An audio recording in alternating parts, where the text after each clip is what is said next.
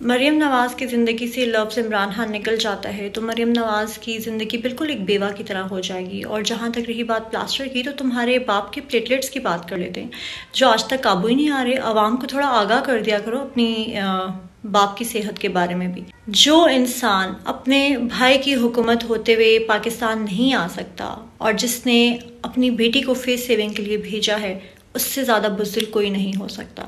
इमरान खान और उसकी जमात को बुज़दिल कहने से पहले ये देख लो कि इमरान खान की शायद जूती की जो मकबूलियत है वो तुमसे और तुम्हारी जमात से बहुत ज़्यादा है। महंगाई का पहला नाम भी तुम लोग थे और आखिरी नाम भी तुम लोग हो।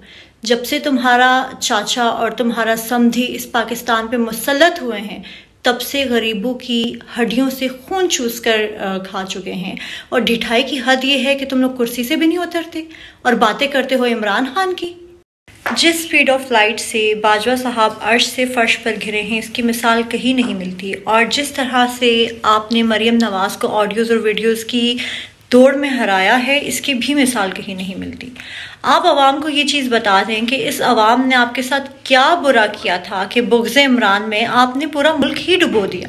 आपने पूरा मुल्क इन चोरों के हवाले कर दिया और ख़ुद रिटायरमेंट लेके आप अब बैठ के आवाम के जज्बात के साथ अभी भी खेल रहे हैं। अगर अभी भी आपका दिल नहीं भरता तो आप जो है फिल्म इंडस्ट्री ज्वाइन कर लें, वहाँ पे प्रोडक्शन और डायरेक्शन स्टार्ट कर दें। क्या पता आपका दिल वहाँ पे लगा रहे और आवाम को थोड़ा सुकून मिल